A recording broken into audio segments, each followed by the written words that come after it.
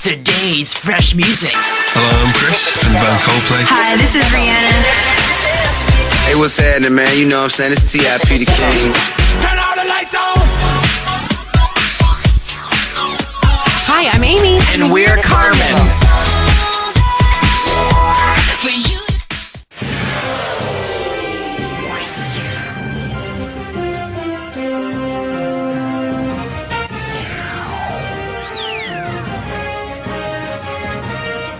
DJ Kitchen Benedict.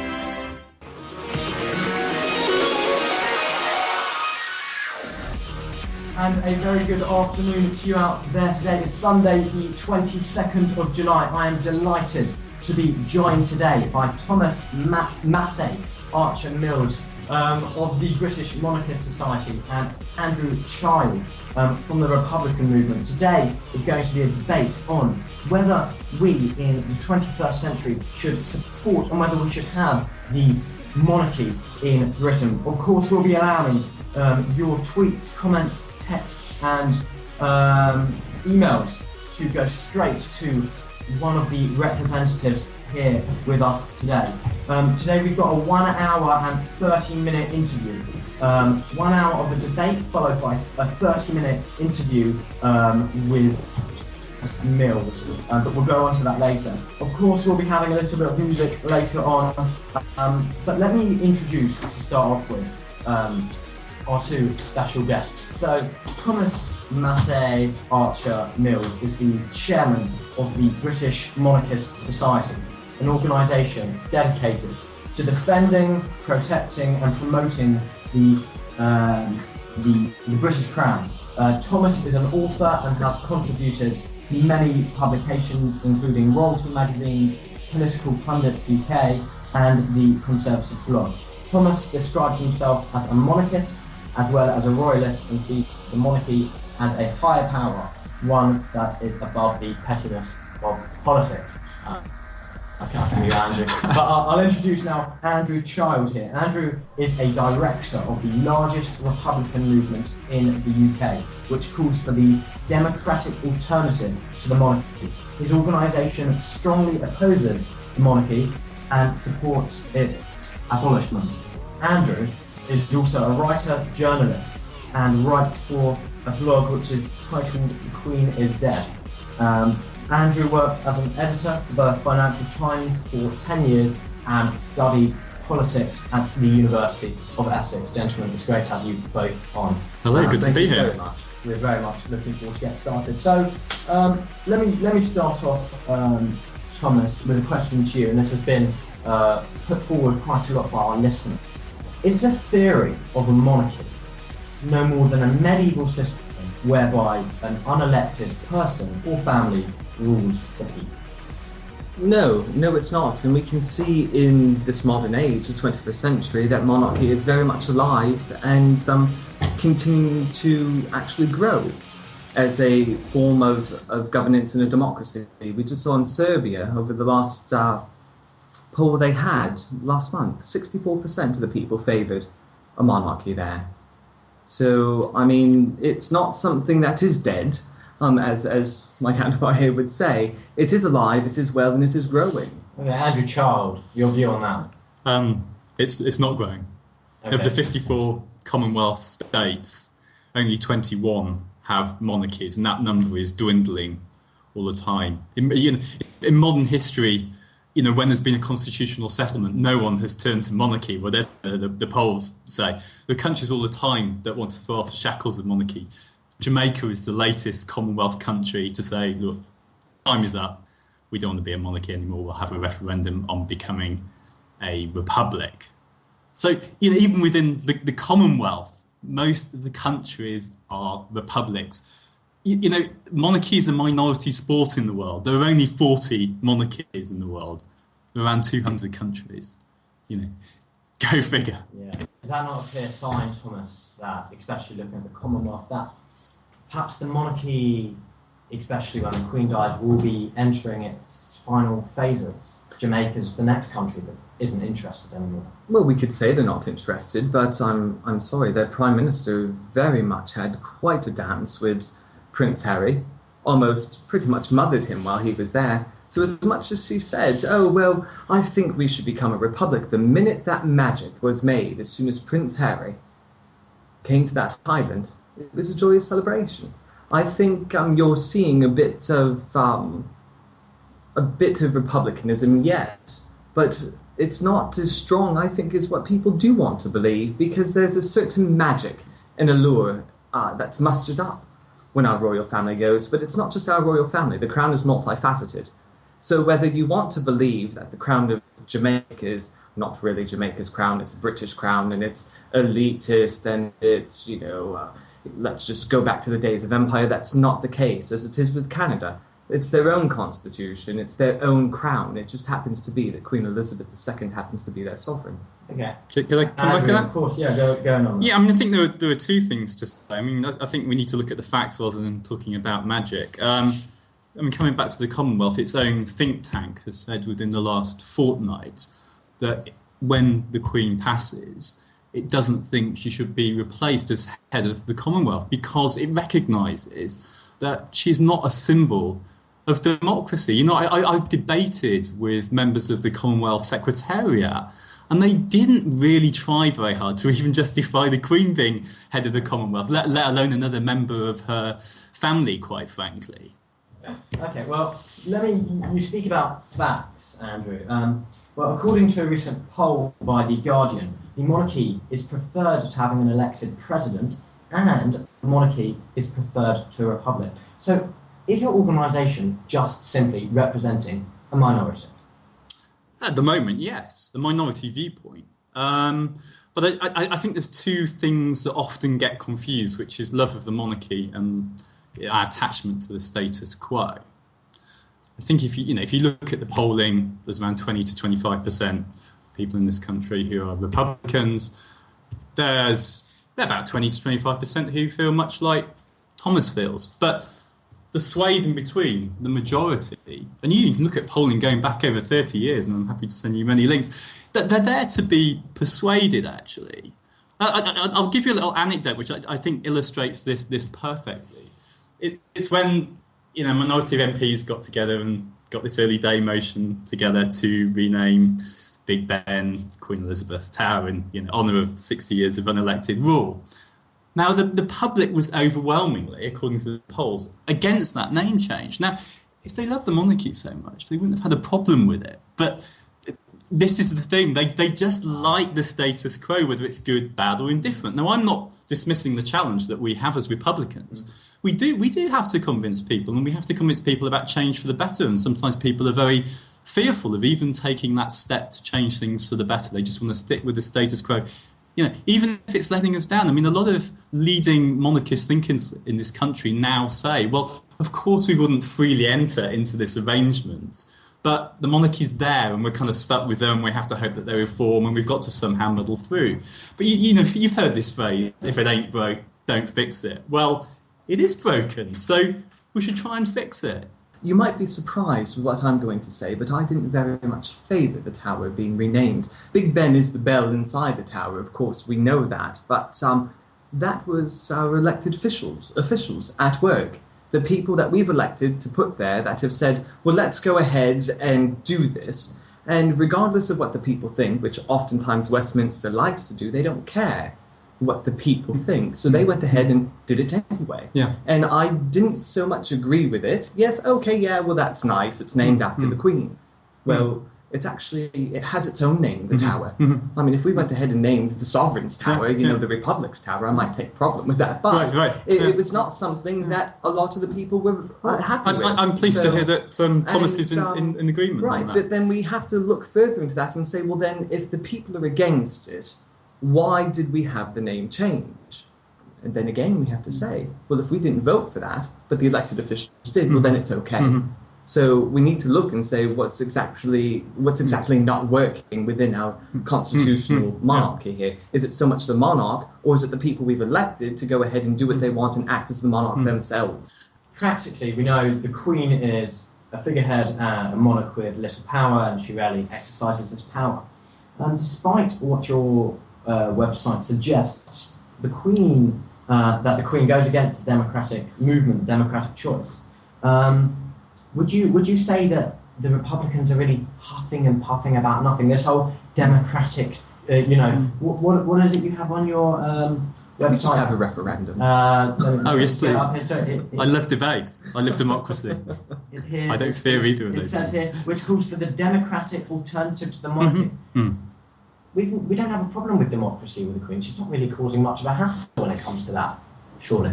Oh, there were so many things to say about that, Gideon. I don't know where to Sure. start, but let's start with the hereditary principle, which essentially bars citizens of this country from becoming head of state. So it goes against every democratic principle. It goes against human dignity, quite frankly, because it says, look, we're not all born equal. We're not constituted equally. Now, this is at a time when Britain, in 2012, is the most unequal society it's been in 60 years. Social mobility, you look at the work like The Spirit Level, Kate Pickett. I would really urge you to read that and to look at the serious analysis that has gone on there. So, it's our view that we need to foster a spirit of aspiration in this country. Starting with our schools, to be able to say to every child, one day you could become head of state. That'd be a very powerful thing to say. Unfortunately, at the moment, we're sort of teaching them fairy tales and talking about crowns and tiaras. And, quite frankly, it is offensive. Thomas Mills, you'll be on that. Very interesting, really. The most powerful seat in this country doesn't happen to be the throne in either the abbey, the palace, the castle, whatever, what have you. It happens to be right there in 10 Downing Street behind the Prime Minister's desk. And the most democratic seat in this country is the Prime Minister's seat, which people aspire to every day. Do they get there? No, they don't. I don't understand, because we are electing a democratic leader for this country. We are electing directly the people that will eventually make up the politicians and the laws that we will see over the next 10, 20, 100,000 years. And so we don't directly elect David Cameron. The Conservative Party chooses a leader, and then we're presented with a manifesto and a leader. But we do the law. Not directly elected. I need to correct you on that. We do not directly elect our Prime Minister. Well, what we do, we elect who we want to represent us, and they're supposed to go ahead and do what's in the best interest of us as people. They're the ones that make the laws, they're the ones that put up the candidate, then we go ahead and we elect which party put up the best one and who we want. And that's where it all comes from. That's the seat of power. So we are directly electing the people who will aspire to have that position. Okay. I need to respond to that. The problem is that the Queen, and her descendants in the future, if we stay with this system, will continue to fail in the function of head of state. They're supposed to do two things. They're supposed to represent who we are, and they're supposed to speak for the nation in times of crisis. Now, in terms of the who we are bit, there's no common thread of experience here. Whereas David Cameron sends his kids to state schools, whereas he uses the NHS, he had a sick, terminally ill child, you remember, Ivan. The royal family never sent anyone to a state school. They don't use the NHS. The NHS is a great British institution. And then talk about speaking for us at times of crisis. You see the Irish presidency doing it. You see most presidencies doing it. But you hear from the Queen twice a year. Once is when she's reading out her government's legislation. She's reading from a piece of paper.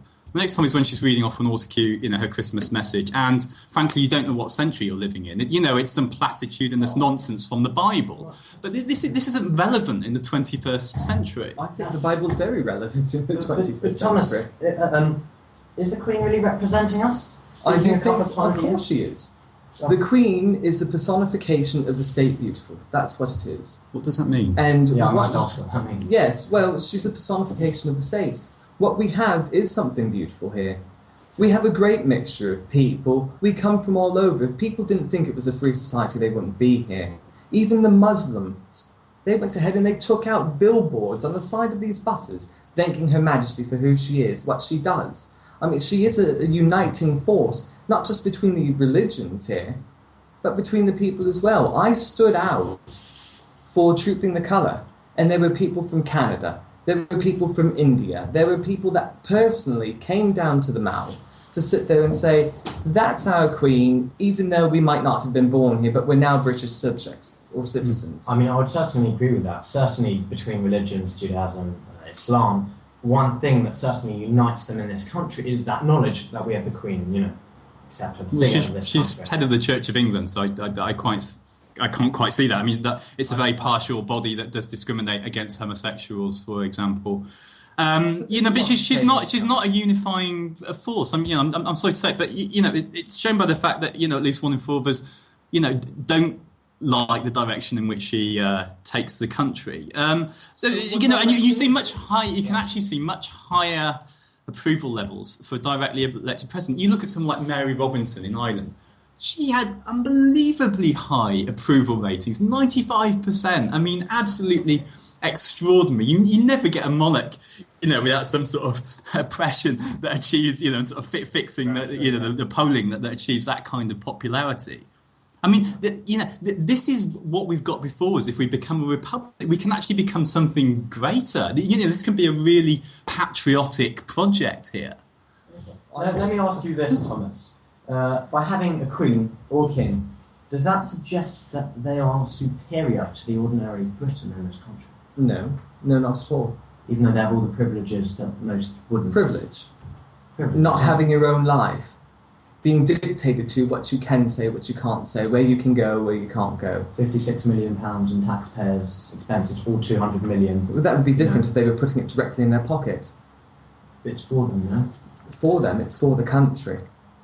They're not living in the staterooms at Buckingham Palace. They're not living in gold gilded anything. It's a cage. They're always under public scrutiny. Never ever are these people to have a private life. It's a job for life, whether they want it or not. They didn't have the choice. Whereas our elected officials will retire one day.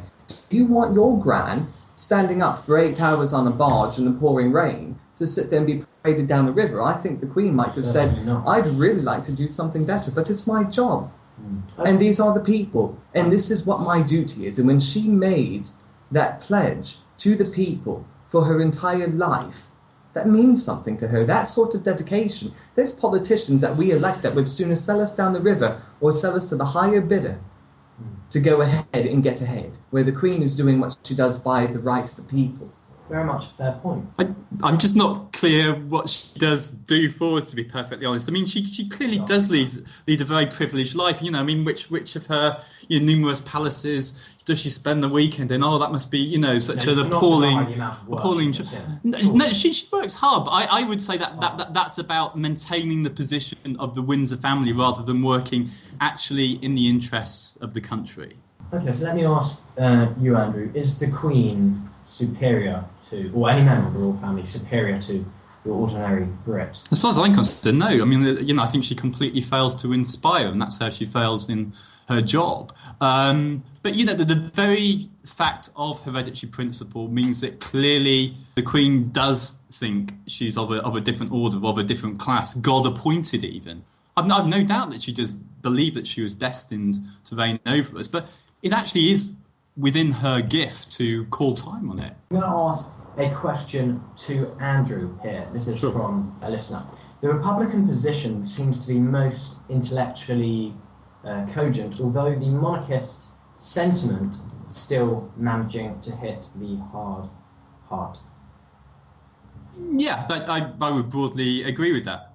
Look, I mean, I'm first and foremost a rationalist. That's what gives rise to my republicanism. I've not heard in my lifetime a rational argument to support monarchy. But from that arises a real passion. So I feel it both in my heart and my head. Now, I know that a lot of monarchists, do sort of feel their position, in their heart, and I've got to try and appeal to their heads. I mean, we're trying to work from a rational position.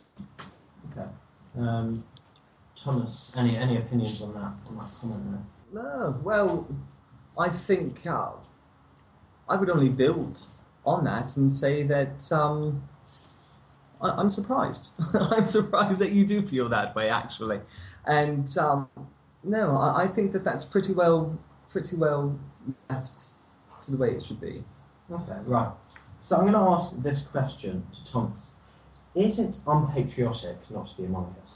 Not at all. Not at No, all. I don't think it's unpatriotic at all not to be a monarchist. I think that you can see the Queen for what she does in her position and support it as just another government institution. And whether you say, go Queen, yeah, great. Well, I'm happy you feel that way, but that doesn't necessarily make you a monarchist. There are people that might say she does a great job, I approve of what she's doing, they might be a little indifferent, but if push came to shove, they said, oh, well, yeah, I think she does do a good job, I do like it. Does that necessarily make them a monarchist? No, it doesn't. Right, you're going to agree with that, Andrew, I presume? No, I think that's a sort of reasonable position from Thomas. I mean, I often do get told by monarchists to, go and live in a republic, and you're sort of undermining Britishness or something. But I have to tell you that I am very patriotic. We've got the Olympics coming up. That's something I'm very excited about. But part of the reason it is a sort of Republican kind of wanting to promote aspiration. You look at a lot of high achieving sportsmen. They come from ordinary backgrounds. They have a talent. They work hard at that talent. It is blood, sweat, and tears. And to my mind, that's what achievement and Britishness is all about. So that's what I celebrate, and it's why I don't celebrate monarchy, because I don't really see what there is to celebrate there. Andrew, surely having a monarchy ensures that a government is in check and that democracy can flourish. After all, she is the one that allows the most popular political party leader to become the Prime Minister of the nation. I mean, I can see, again, a common theme here that, we're sort of dissatisfied with our politicians, and we do want, a system of checks and balances. I think we are broadly agreed on that. But, I don't think the position of monarch does a very good job of holding politicians to account. And it's this kind of, opacity that I've referred to before. The Queen has a weekly briefing from the Prime Minister. She has this Privy Council, this advisory council made up of ministers, and other senior people in public life. But we don't know what comes out of these meetings. We don't know what she's told, what she says in response. I mean, all we really know is from Margaret Thatcher's memoirs is that the Queen does have strong opinions, but we don't, for the most part, know what they are. So if she is sort of trying to hold politicians to account, we don't know in what ways. But also, we haven't elected her to do that job. We occasionally overhear a personal opinion of the Queen. I mean, it's well known that she's made it known that she doesn't approve of the idea that Turkey should join the European Union, for example. We don't know why she holds this belief, whether there might be some kind of rationale behind it, or, whether it's the views of an elderly woman, shall we say. So, Thomas, I think we're all dying to ask the question, what does the Queen do? And I'm sure you're going to put, the case of what the Queen is doing. But let me ask you this. Would the job that the Queen does, could it not be done by a president or elected head of state? Well, the elected head of state is only there for 4, maybe at most 8 years. I don't think it can be. There isn't that sort of really feeling that you would get from a first family or a politician that you do get from the Queen. We're looking at someone who was born to work her entire life. She's been born to be trained for that job. No one knows the job of Prime Ministers better than Her Majesty. She's had how many? 12, going on 13. I think those Tuesday meetings, I think a lot goes on in there with probably Prime Minister Cameron saying, "No, Your Majesty, what can you tell me? How can I get ahead? And can I have your popularity?" But I don't think, I mean, for as much as my counterpart here would like to dispel the magic that's conjured, it is a sense of this is what has come from the culmination of all of our history, whether it was good or bad. This is something that ties directly into how we are viewed, what we are looked at by. You know, I think the thing is that you should be able to measure how, you know, no matter what job someone does, you should be able to measure what they do and, you know, and to basically hold them to account in some way. And, you know, we can't really do that with the Queen. So, you know, let's say the whole country is dismayed by the dictator's dinner and that the press is playing ball and is actually running it as a serious news story. If she was elected, you know, and we're quite happy for Royal to stand for election, if she was elected, we could say yes or no. You know, we could say, actually, over the last, you know, whatever the term is, 5, 6, 7 years, we don't think you've done a good job, so let's give someone else a go. I'm going to ask Andrew Child this question, which has been put forward by a listener. Sure. Does your organisation claim that the Queen doesn't do a huge amount for the country? For the country, that is what we've claimed. We put out a publication called 60 Inglorious Years a few months ago before the Jubilee. And we tried to sort of look at other heads of state in other countries and determine from that, you know, a sort of list of responsibilities, a sort of measure, if you like, by which we can judge whether the Queen is doing a good job or not.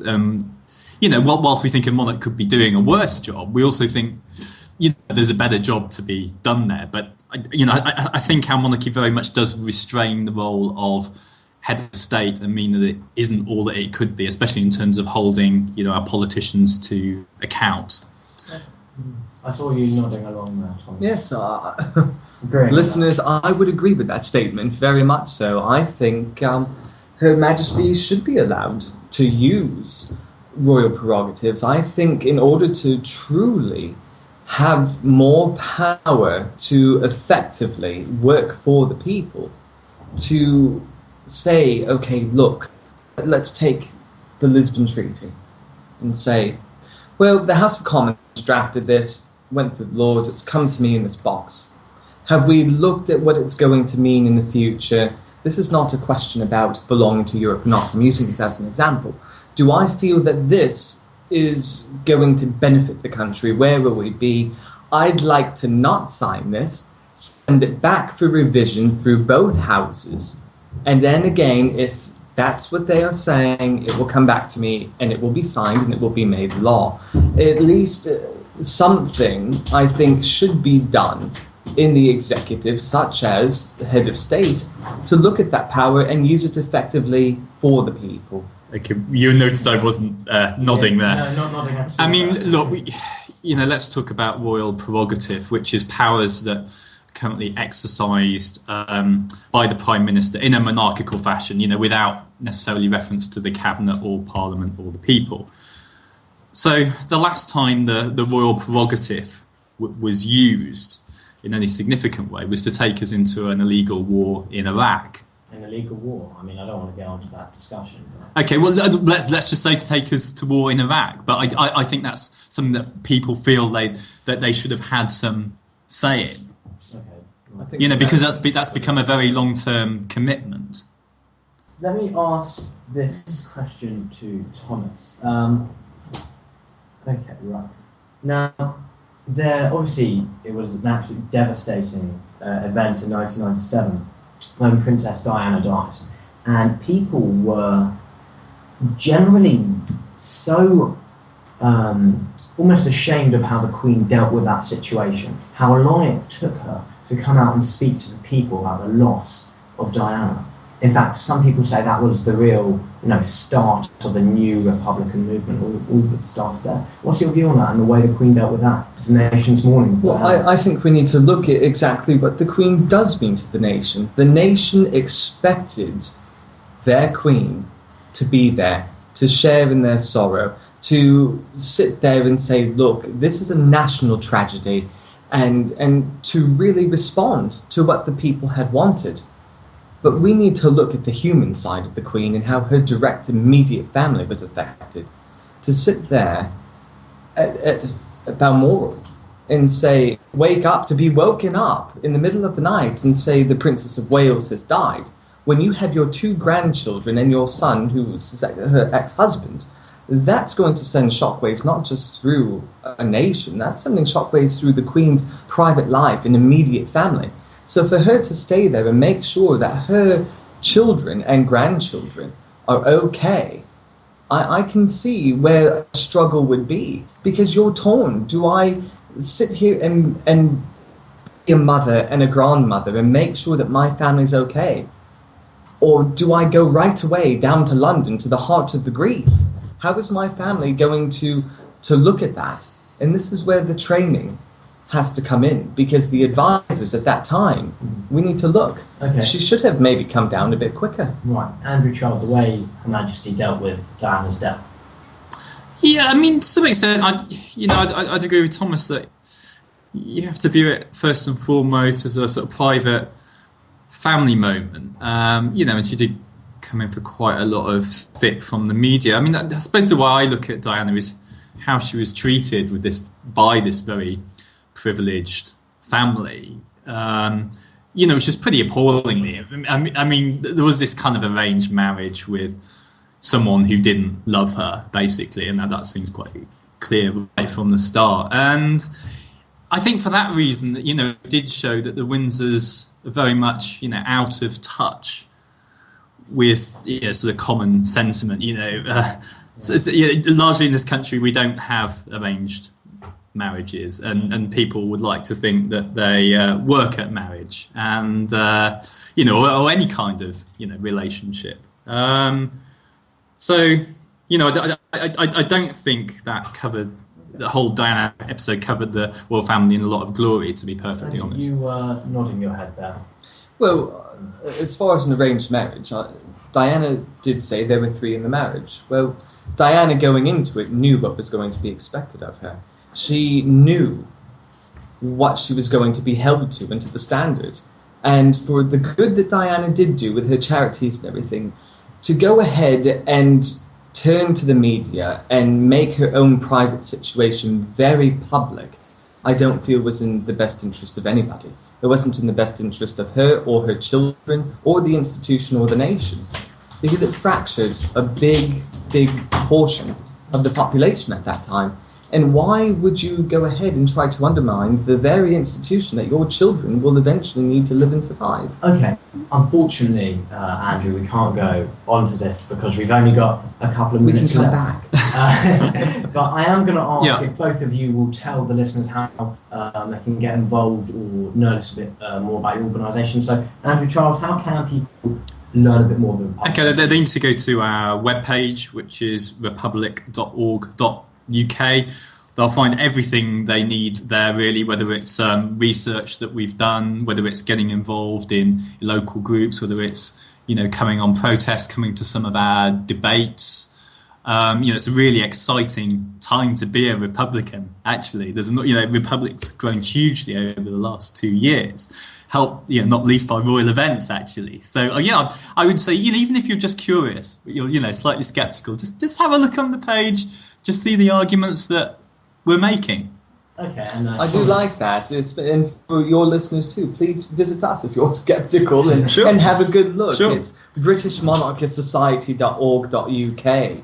And as to what he said, we offer a lot of the same on our website. Of course, pro-Queen, pro-monarchy, not anything relating to getting rid of her or the family. But, we have a lot of fun. We're normal, everyday people from all different backgrounds, religions, cultures, and we come together just to celebrate. If it's being British under the crown or going to events, doing that sort of thing. So we really enjoy it. We have a lot of fun. Okay, and you two personally, if people want to get involved on your Twitter, do you both have? Yes, so I'm at Andrew J. Child. At Andrew J. Child. Yeah, so we're at British Monarchist. They can go right on our website and see us on YouTube, on the Twitter, and also Facebook. Yeah. Yes. Yeah. I should also say at Republic Staff. At Republic Staff is our current Twitter name. Yeah. It was generally absolutely wonderful to have you both on for this hour-long debate. I wish we could continue it, but we have. Me too. I was enjoying it. Fun. Thank you very much for having me today. Thank you, Gideon. Yeah, that was good. And I very much hope that in the next year we continue this from. Yeah, well, let's do it again. Why not? Yes. Yeah.